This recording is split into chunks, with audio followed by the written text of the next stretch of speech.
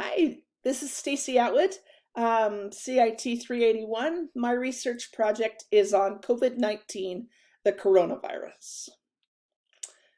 Um, I made some adjustments to my research project. I started out doing Canadian demographics, and then by week 8 or 9, I changed to the COVID-19 coronavirus, mainly because I was in love with this visual diagram from John Hopkins on uh, coronavirus COVID-19. At work, we have some digital signage or monitors up on the wall, and some of the guys at work started posting this uh, John Hopkins study, and every day we would watch it and see the cases rise and see the deaths rise and see the patients recovered that had that their numbers had risen, and we were following it, and I just thought it was an awesome dashboard. So this picture with 80,000 confirmed cases is February 25th. That's about week 8 of the semester. At that time, there was 80,000 cases. 77, almost 78,000 of them were in China. So what is COVID-19 or coronavirus? Coronaviruses are a large group of viruses, includes the common cold, SARS, MERS, and this COVID-19, this current strain we're fighting. Um, this virus is of the family that also has affected a number of animal diseases.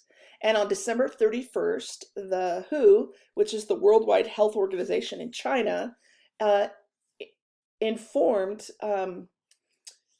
they were informed about a fast-moving, fast-spreading pneumonia that was going through the city of Wuhan. And they thought at that time the outbreak came from the Wuhan market. And one thing that's interesting about this virus, the COVID-19, like SARS, like the MERS virus, it's a newly detected coronavirus that has a zootonic source.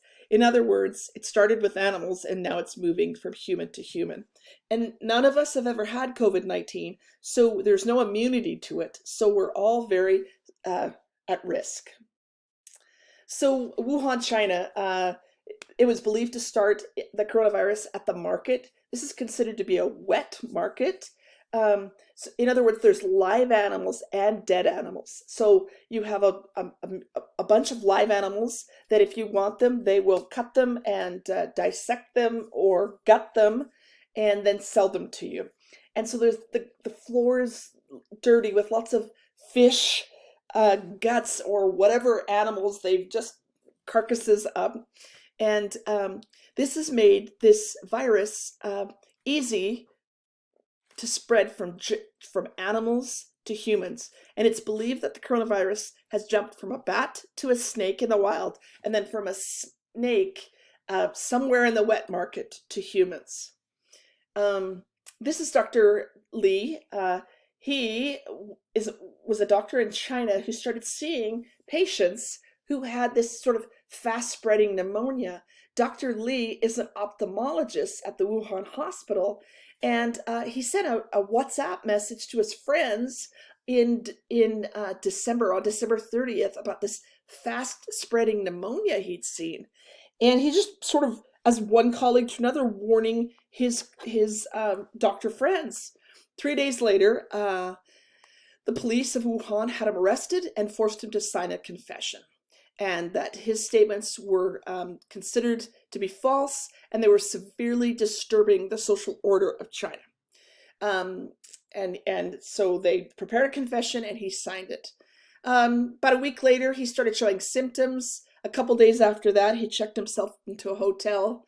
About a week later, he was put in the hospital on a ventilator in the ICU. He died shortly thereafter, leaving behind a wife who is pregnant, due in June, and a 5-year-old son.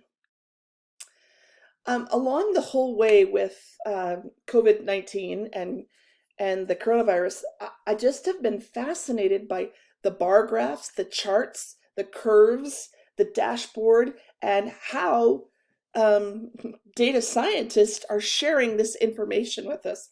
This is a great look at some of the numbers in China. And one of the things I just want to have you pay attention to is that, you know, 80,000 people left the hospital and got over this disease. And, yes, there were severe cases and yes, there were deaths, but lots of people, this is just a mild virus. So this John Hopkins map, it is really, they call this the dashboard, and it's sort of the gold standard in everyone's reporting of the coronavirus.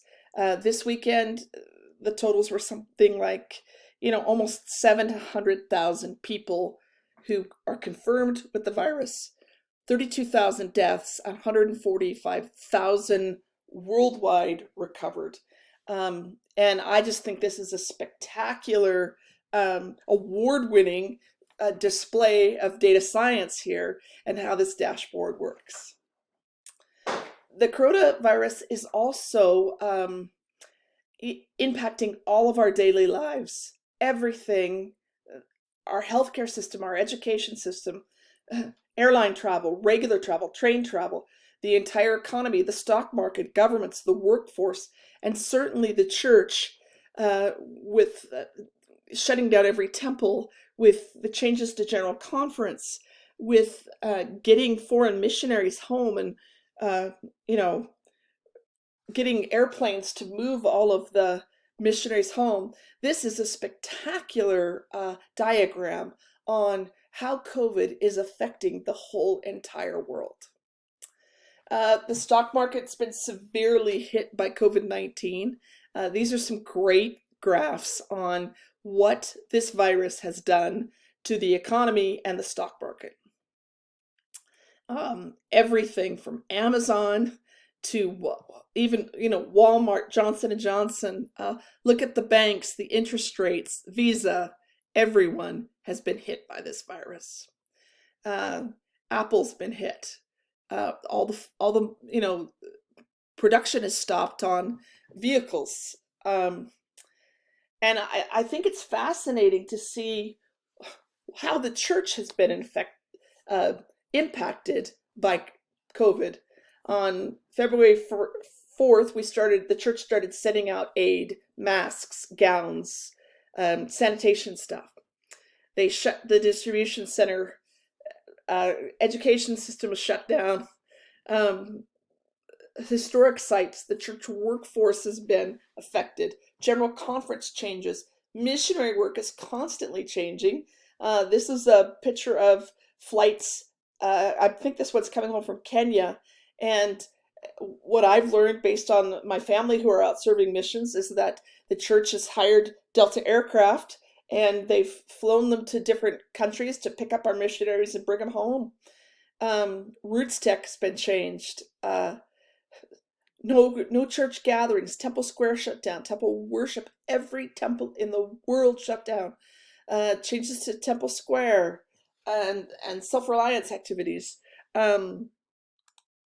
So this is an interesting picture at the top. This is a church where is being used for a hospital. So what's our responsibility in all this? Our job is to flatten the curve, and that we do that by staying home. And it's the only way we're going to save ourselves, our communities, our families, and certainly the healthcare system. How will the pandemic end? I don't know. But I have really been wowed by the data scientists and how they've gathered data and how we've learned from their data. And that's my research project. Thank you much.